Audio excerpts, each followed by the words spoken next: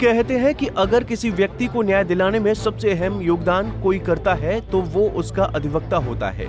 वो अधिवक्ता जो न सिर्फ न्यायालय में न्यायाधीश के सामने अपने मुवक्किल का पक्ष रखते हुए उसे न्याय दिलाता है, लेकिन मेरठ के एसएसपी कार्यालय पर एक अजब गजब नजारा देखने को मिला, जहां एक अधिवक्ता न्याय की गुहार लगाते हुए अपराधियों पर कार्रवाई करने की मांग को लेकर एसएसपी के दरबार में हाजिर हुआ।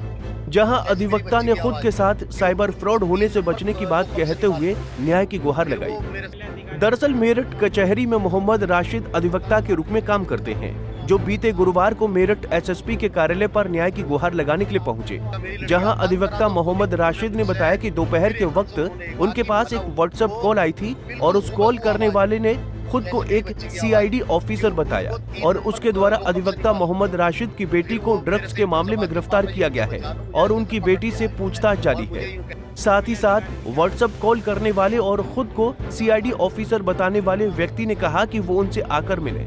इस दौरान अधिवक्ता ने बताया कि फोन करने वाले ने उनकी बेटी की आवाज से हूबहू मिलती आवाज में उनसे बात भी करवाई थी, जिस पर अधिवक्ता सख्ते में आ गए और आनन फानन में उन्होंने अपने घर पर फोन कर अपनी बेटी के बारे में जानकारी जुटाई तो पता लगा कि उनकी बेटी घर पर ही मौजूद है। दोपहर को 1:20 पर मेरे पास एक व्हाट्सएप कॉलिंग आई, जो अपने आप को पुलिस का बड़ा अफसर बता रहा था।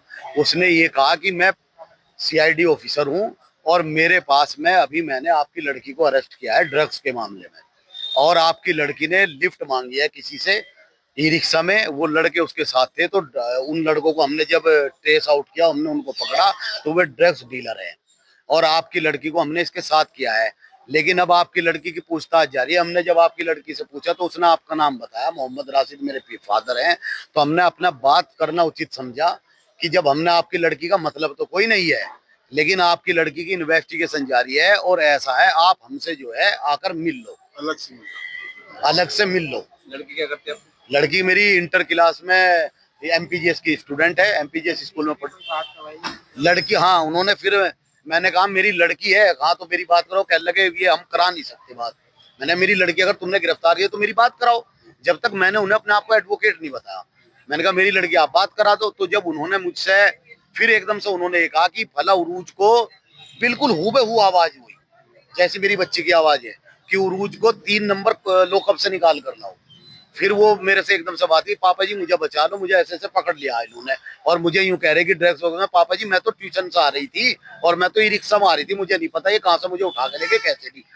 आपको बता दें कि अधिवक्ता को साइबर फ्रॉड का शिकार बनाया जा रहा था, जिसके बाद अधिवक्ता ने एसएसपी मेरठ के यहाँ प्रार्थना पत्र देते हुए साइबर फ्रॉड करने वाले लोगों के खिलाफ कार्रवाई करने की गुहार लगाई है। इस दौरान उन्होंने कहा कि वो खुद तो अधिवक्ता हैं, लेकिन अगर किसी आम व्यक्ति के पास इस तरीके की कॉल आती है तो वो ऐसे साइबर फ्रॉड करने वाले का शिकार बन सकता है। खैर, पुलिस अधिकारियों द्वारा अधिवक्ता को इस मामले में रिपोर्ट दर्ज कर कार्रवाई करने का आश्वासन दिया गया है, लेकिन सवाल ये है कि लोगों के साइबर अपराध के बढ़ते मामले को देखते हुए सतर्क रहने की जरूरत है और जब भी किसी के पास ऐसी कोई भी कॉल आए तो वो तुरंत पुलिस को सूचित करें। पंजाब केसरी टीवी के लिए मेरठ से आदिल रहमान की रिपोर्ट। हमसे जुड़े रहने के लिए हमारे YouTube चैनल को सब्सक्राइब करें और नई वीडियो की नोटिफिकेशन के लिए बेल आइकॉन को दबाएं। अगर आप ये वीडियो Facebook पर देख रहे हैं तो लाइक जरूर करें और ज्यादा से ज्यादा शेयर करें। धन्यवाद।